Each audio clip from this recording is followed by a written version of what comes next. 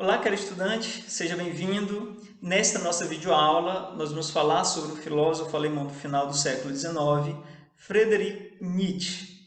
Nietzsche se notabilizou na história da filosofia pela crítica que ele fez à formação e à construção de toda a cultura ocidental, e justamente por apontar uma ideia, uma concepção diferente daquela predominante, sobretudo no século XIX ocidental, europeu, que era a ideia de progresso humano, a ideia de desenvolvimento humano, tão celebrada, tão enfatizada em seu período. Mas, sobretudo, para o Nietzsche, a crítica se volta aí para a construção de um ser humano que, resultando dessa cultura, não seria aí esse ser humano progressista tão desenvolvido como pensado pela tradição e pela cultura ocidental. Por isso aí, ao contrário do movimento de exaltação da cultura, Nietzsche desenvolveu e também faz parte de um grupo de autores aí identificado como aqueles que fizeram a crítica à cultura, a crítica à civilização no final do século XIX. E para Nietzsche, o carro-chefe, de todo esse processo de discussão seria justamente aquela que no século XIX era conhecido como a ciência que pensa o ser humano, que pensa a formação do ser humano, que seria a moral. Por isso, a moral se tornou um dos principais alvos de crítica da filosofia nietzschiana. Bom, ao contrário, então, do que defendia a cultura ocidental dentro da civilização de grande progresso, de grande desenvolvimento, e para usar o termo biológico levado a ciências sociais, uma sociedade e um indivíduo altamente evoluídos, o Nietzsche defendeu aí a ideia de uma decadência da cultura ocidental, ou seja, a história da cultura ocidental não seria a história de um progresso cada vez mais contínuo, um processo de evolução cada vez mais amplo, mas exatamente o contrário. A história da cultura ocidental seria uma história de decadência. E uma decadência proporcionada aí pelas três principais esferas culturais ou referências culturais que moldaram a civilização ocidental. Na antiguidade, a filosofia grega, na Idade Média, o cristianismo e na modernidade, a ciência iluminista. Essas três instâncias da cultura que teriam formado aí aquilo que se chamou de cultura ocidental teriam proporcionado a formação de uma cultura para o nosso mundo decadente, formando aí um ser humano que não fosse esse ser humano progressista, altivo, afirmativo, mas o exato carro-chefe dessa decadência teria sido justamente a moral em cada um desses momentos. Bom, e para pensar então como essas esferas culturais promoveram essa decadência da cultura, Nietzsche realizou o que ele chamou de a investigação acerca da inversão dos valores na cultura ocidental. Na obra dele, Genealogia da Moral, o Nietzsche foi investigar a origem dos nossos termos morais, sobretudo os termos bom e mal. E percebeu, por exemplo, esses termos foram invertidos e o sentido dos termos aí se tornaram invertidos. Com a inversão no sentido dos termos, houve também uma inversão dos valores atribuídos aí às noções de bom e mal e, em decorrência disso, a referência. Para fazer essa investigação, o Nietzsche volta lá no sentido do bom utilizado na Grécia, no pensamento grego, antes do desenvolvimento do nascimento da filosofia, sobretudo da filosofia econômica. E onde o Nietzsche vai buscar esse referencial? Lá no herói grego trágico. Nietzsche, investigando a Grécia pré-filosófica e, sobretudo, a mitologia grega, percebeu que lá na Grécia pré-filosófica havia, por parte desse herói, uma espécie de moral da afirmação. O que seria essa moral da afirmação? Para o herói grego trágico, a noção de bom se define a partir de si mesmo e não a partir de outra coisa. Ou seja, o herói grego é aquele que é bom e sabe que é bom e não pode se contentar com nada menos do que o bom. Por isso aí, a busca pela excelência, pela autoafirmação de si mesmo, é o elemento que está sempre presente aí nessa moral do herói grego. Essa direta imediatamente um contrário, uma oposição. O rival do herói, o inimigo do herói grego aqui não é o mal, né? Então, o herói grego não é aquele que diz: eu sou bom, você é meu rival, por isso você é mau. Pelo contrário, né? Para ser rival do herói, tem que ser quanto ele, né? Então, não há oposição aqui nessa moral da afirmação entre o bom e o mal.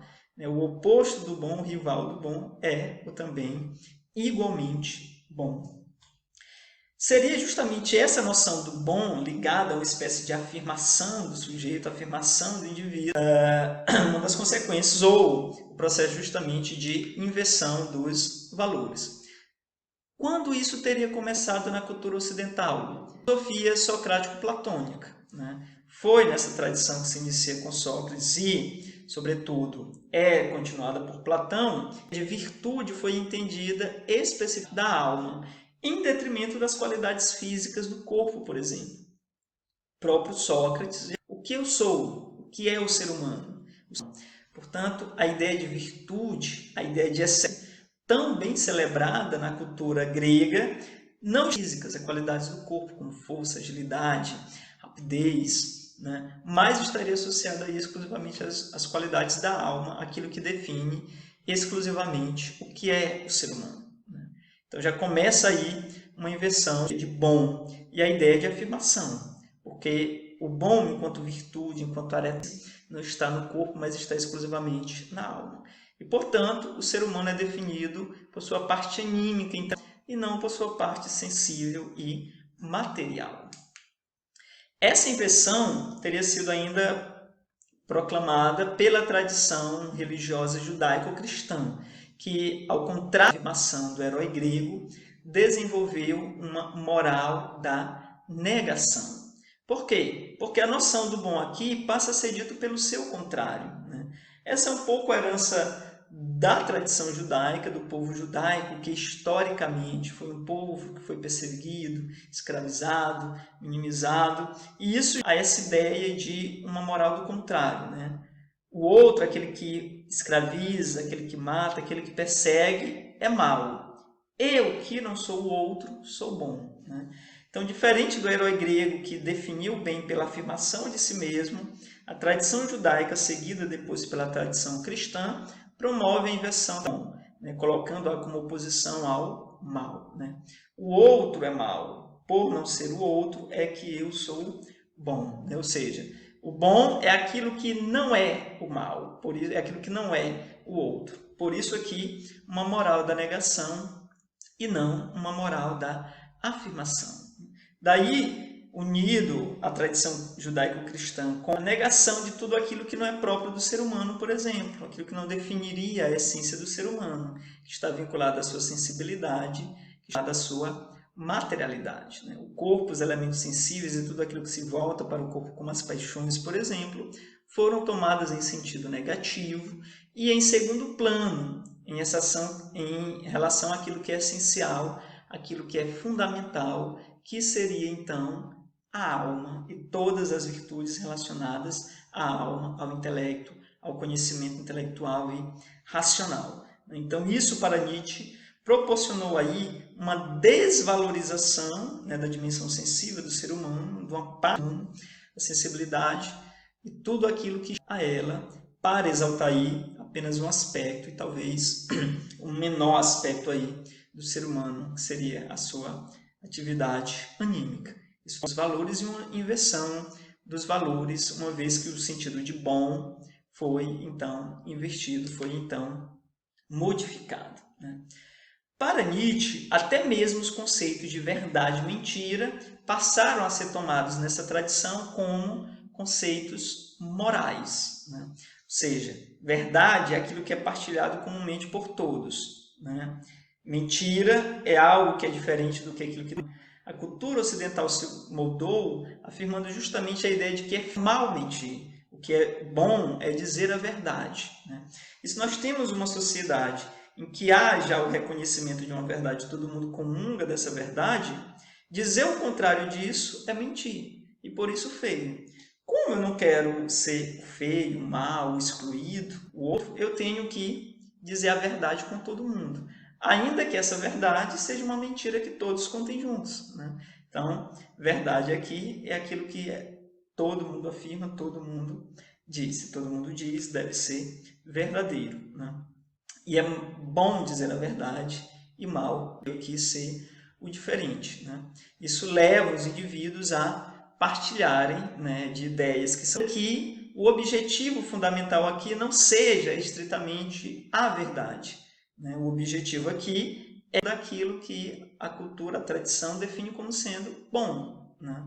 Então, o relevante aqui do ponto de vista epistemológico não são exatamente a verdade ou a mentira. O relevante aqui é que o indivíduo não seja um mentiroso, porque isso é moralmente incorreto, né? Então, os termos verdade e mentira perdem o seu valor enquanto tal e são tomados aí como morais, né? Dentro da ideia de moralidade, né?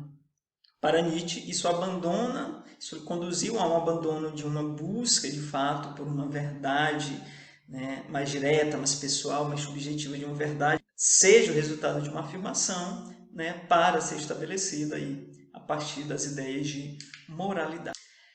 E o resultado de tudo isso para Nietzsche? A criação de um ser humano fraco, decadente, debilitado, né? Primeiro porque particiona o ser humano, divide o ser humano em corpo e alma, considerando apenas uma parte como essencial, como fundamental, menosprezando, então é partido, e justamente a parte onde não existe a pulsão, a força e a intensidade, que é a parte anímica, o intelecto é exaltado, enquanto a parte em que está relacionada de fato a força, a intensidade, a pulsão, e acabaram sendo menosprezados. O resultado disso também para Nietzsche é um esvaziamento completamente dos valores. Encontra no final da cultura ocidental um niilismo total, ou seja, para Nietzsche, dos valores defendidos pela tradição e pela toda a cultura ocidental, que enfraquecem o ser humano, que enobrece apenas uma parte em detrimento de toda uma outra bem mais, desemboca aí no total esvaziamento de todos os valores, de perda de todas as referências daquilo que pode ser tomado como, de fato, um ser humano forte, potente, né? Então, a tradição ocidental, essa tradição da cultura ocidental, esse esvaziamento dos valores, aquela pulsão de autoafirmação existente lá no herói trágico, foi eliminada, foi anulada por conta de uma moral aí pensada a partir, né, desses referenciais. A vontade de potência, que seria justamente esse impulso individual, subjetivo, que cada um possui para a autoafirmação de si, seria então anulada por essa tradição, né, que começou com a filosofia socrático-platônica, se estendeu à tradição religiosa judaico-cristã e chegou até a concepção iluminista na modernidade. E a ideia de formação humana vinculada a essa tradição cultural se dava justamente por meio da moral, né? A moral era essa esfera cultural, essa esfera da cultura responsável justamente por moldar, por formar esse ser humano. E essa moral, então, pensada por essa tradição cultural, acabou resultando no que Nietzsche chamou de uma moral de rebanho, né? Ou seja, um rebanho, né, é um grupo de indivíduos bem domesticados, bem domados, né, bem controlados, que pode ser facilmente conduzido, né? É isso que o condutor de um rebanho faz, né? Disciplina, né, pune se for preciso, né, imprime algum castigo, eles que são tosquiados no rebanho, né, com um conjunto de ovelhas, sejam exatamente conduzidos para onde quer que eles sejam conduzidas. A moral fez pelo ser humano, né, ao longo de toda a tradição, de toda a cultura ocidental, criou uma moral de rebanho, né, indivíduos bem tolhidos, bem disciplinados, né, e aí às vezes inclusive com punição, para que eles fossem também facilmente guiados. Só que essa cada indivíduo através da moral implica não o exercício da força contra exatamente a minimização dessa potência do corpo, né? Provocando no indivíduo não uma ferida no corpo como se faz com uma ovelha, por exemplo, no rebanho, que você chicoteia, que ela volte para o lugar, mas uma ferida na alma. Por quê? Quando você faz uma ferida no corpo, quando ela você não sente mais aquela ferida. Mas se você realiza uma ferida na alma, essas são mais difíceis de serem tratadas, mais difíceis de serem curadas, e o indivíduo pode voltar a sentir essa mesma ferida. Daí que essa moral para Nietzsche cria o que ele chamou de uma moral do ressentimento, né? Fazer sentir de novo aquilo que o indivíduo já havia sentido uma primeira, para que o indivíduo seja conduzido, seja bem guiado, seja bem domesticado, de acordo então com essa. Bom, contra essa moral de rebanho e essa cultura decadente, Nietzsche defendeu justamente a ideia de uma afirmação da vontade. É preciso pensar uma cultura e repensar o ser humano, não primando pela decadência, não primando pelo enfraquecimento, não primando pelo tolhimento da vontade de potência, mas por uma afirmação da vontade, de modo que o indivíduo, né, possa ir se autoafirmar. Por isso essa referência lá ao herói grego trágico e a uma moral da afirmação, ao contrário de uma moral da negação, certo? Então, em vez de construir uma moral que seja a negação do indivíduo, a negação das suas pulsões, a negação de sua vontade, a anulação de sua vontade, uma moral da negação que se defina a partir do contrário, a partir do outro, né? Não sou aquilo outro, por isso sou isso, mas que se diga sou assim, quero ser assim, né? Nietzsche defende, então, essa perspectiva. E qual seria o critério ético aqui fundamental para avaliar essa moral da afirmação? Para Nietzsche seria a própria vida. Mas o que é a vida? Né? Você perguntaria para Nietzsche. E ele responderia, você só vai saber vivendo. Há uma personagem que o Nietzsche cria, né, chamado Zaratustra, que pensa justamente a afirmação e a vida tomada como critério ético para o indivíduo, por exemplo, que chega no final de sua vida e é capaz de afirmar as suas decisões, afirmar as suas escolhas, afirmar aquilo que ele havia pensado, aquilo que ele havia tomado como decisão ao longo de toda a sua vida. E aí o indivíduo que chega no final da vida e pensa de si mesmo, é isso, pois, a vida? Então, repita-se. O indivíduo que fosse capaz de tomar essa decisão, ele teria clareza de que viveu toda a sua vida uma moral da afirmação. É um indivíduo que não chega no final de sua vida lamentando, eu devia ter feito isso, eu devia ter feito aquilo, eu não fiz isso, não fiz aquilo. Mais uma vez, moral do ressentimento. O indivíduo ressentido pelo que fez ou ressentido pelo que deixou de fazer é o indivíduo que não viveu afirmativamente. Mas quem é que vai poder decidir isso? Só o indivíduo, né? É só quem vive, que sabe o que vive e como vive, né? Então, se a vida é um critério ético, o indivíduo deve estar aberto, né, a esse mundo, aberto à vida, aberto à existência para poder se afirmar, para poder saber que se afirmou de fato. Né? O indivíduo que conseguiu se livrar do ressentimento, né, daquela moldura colocada aí por uma moral de rebanho, para buscar aí a afirmação da vontade. Né? Então, o indivíduo que chega ao final da vida é capaz de dizer isso, é isso, pois a vida, então, repita-se, ou seja, se possível fosse, eu viveria tudo exatamente da mesma forma. Esse é o indivíduo que viveu a moral da afirmação, sem culpa, sem ressentimento. E aí, isso conduziria ao que Nietzsche chamou justamente de super-homem. Né? O super-homem, ou o além-homem, né? É justamente aquele aí que viveu essa moral da afirmação e que tomou a vida como critério ético. O indivíduo que superou a decadência cultural promovida pela tradição ocidental e buscou aí sempre uma vida afirmativa.